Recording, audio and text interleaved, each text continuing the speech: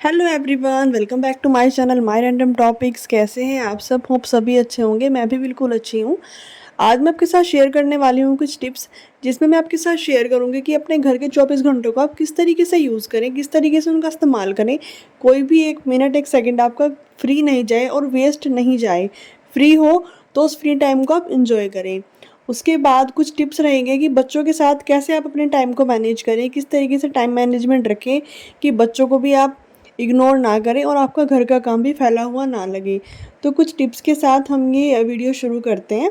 अगर आप first time मेरे चैनल पर आए हैं, फर्स्ट टाइम वीडियो देख रहे हैं, तो चैनल ज़रूर सब्सक्राइब कर लीजिएगा और बेल आइकन ज़रूर हिट कर लीजिएगा, जिससे आने वाली वीडियोज़ की नोटिफिकेशंस भी आपको मिलते रहें और कुछ यूज़फुल टिप्स भी जो मैं शेयर करती हूँ वो आप सबके काम आएँ। तो ये मेरी इवनिंग क्लीनिंग चल रही है।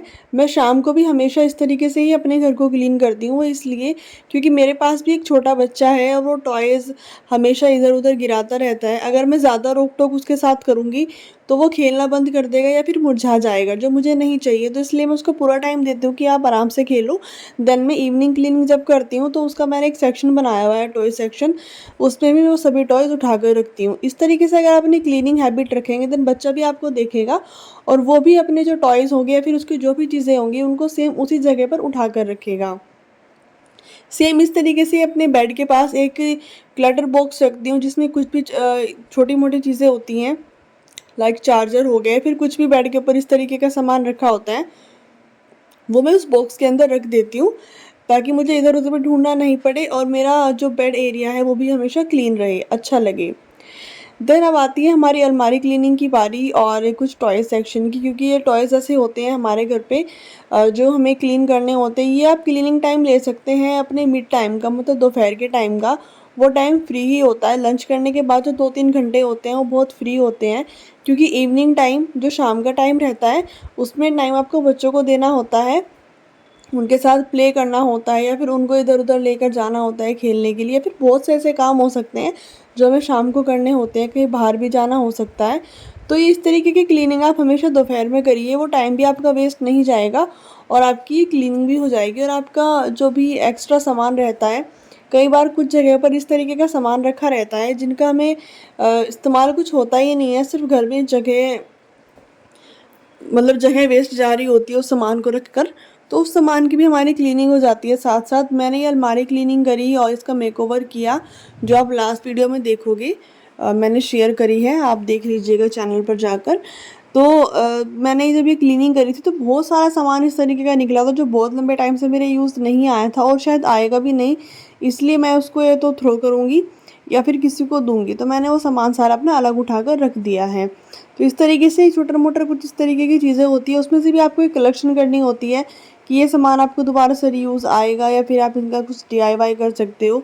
जो हम मेकर्स को रहता है कि हम कुछ भी डीआईवाई किसी भी सामान का करें, तो आप इस तरीके से अपने घर की क्लीनिंग कर सकते हैं। छोटी-मोटी चीज़ें इस छोटे-छोटे टाइम में हमारा साफ़ हो जाता है। तो मुझे बहुत ज़्यादा टाइम भी नहीं लगा ये क्लीनिंग करने में और दोपहर में सिर्फ लगभग आधे घंटे में सभी काम, ये बेड एरिया और ये अलमारी वाला एरिया सभी बिल्कुल क्लीन हो गया था, अगर टोटल आप टाइम इसमें जोड़ोगे।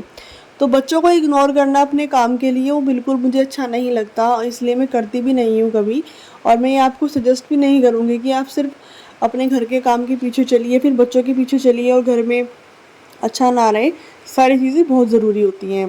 तो इस तरीके से मैंने एक कॉर्नर भी बनाया हुआ है, जो मैंने आपको पहले भी आपके साथ शेयर किया था। ये स्टडी कॉर्नर है डुग्गू का।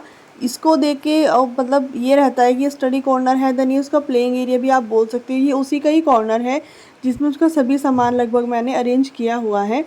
तो इसको देखकर तब मैं उसको बोलती हूँ कि आप अपने स्टडी कॉर्नर पर जाओ, देन उसको लगता है मुझे स्टडी टाइम है और मतलब वो पूरा एन्जॉय करता है इस टाइम को, सिर्फ ऐसा नहीं कि उसको बर्डन लगता हो। तो इस तरीके से आप भी अपने घर पे एक कॉर्नर इस तरीके से बनाइए बच्चों का, जहाँ पर जाकर वो कुछ भी एक्टिविटी करे। वो एक प्ले टाइम भी हो सकता है, बट वो कुछ भी एक्टिविटी करे, देन वो अकेला वहाँ पर रहे और वो उसी का ही कॉर्नर हो। तो इस तरीके से ये किचन की क्लीनिंग की बारी आती है। जब भी आप किचन में आएँ तो लगभग एक के साथ 2 काम ज़रूर निपटा कर जाएँ। जैसे मैं अभी किचन में आई थी अपनी किचन क्लीनिंग करने के लिए, इवनिंग क्लीनिंग किचन की भी रहती है, क्योंकि फिर नाइट का जो डिनर वगैरह प्रिपरेशन होता है देन वो स्टार्ट हो जाता है। तो इसलिए एक बार इवनिंग में मतलब शाम के टाइम क्योंकि 5 से 6 के आसपास अपने किचन को भी ज़रूर से क्लीन करिएगा, तभी आपका मन करेगा कि रात को आप अच्छा खाना बना पाएंगे। अगर आपकी किचन बहुत ज़्यादा मैसी लगेगी तो आपका मन ही नहीं होगा कि आप अपने किचन में काम करें और खाना बनाएं। इस तरीके से बर्तन जो भी आपके प्लेटफॉर्म पर रखे होते हैं, जो भी उनको जल्दी से जल्दी आप उनको उनकी जगह पर उठा कर रखिए। सिंक में अगर बर्तन है उनको जल्दी से आप क्लीन करिए। और अगर आपके काउंटर टॉप पर बहुत बड़े बड़े बर्तन रखे हुए हैं और उनको आपको चेंज करना है, देन उनको जल्दी से छोटे बर्तनों में उनको ट्रांसफ़र करिए जो भी खाना उसमें रखा हुआ है। और मैं हाईली मतलब रिकमेंड करूँगी कि जब भी आप किचन का काम करें तो एप्रन ज़रूर पहने। और हैक मैंने आपके साथ शेयर किया ही था कि अगर आपको गर्मी लगती है, जैसे गर्मियाँ भी चल रही है, तो कुछ इस तरीके से करके आप एप्रन पहन सकते हैं, जिससे आपके कपड़े भी गंदे नहीं होंगे और आपको गर्मी तो बिल्कुल भी नहीं लगेगी। तो इस तरीके से एप्रन पहनने के बाद अगर आप बर्तन क्लीन करते हैं या फिर कुछ भी अपना काम किचन में कर रहे हो तो वो थोड़ा ठीक रहता है।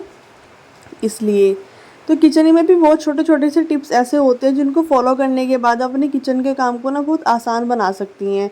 क्योंकि किचन में काम करना गर्मी में किसी को पसंद नहीं होता, लेकिन करना सबको पड़ता है क्योंकि वो ज़रूरी काम है।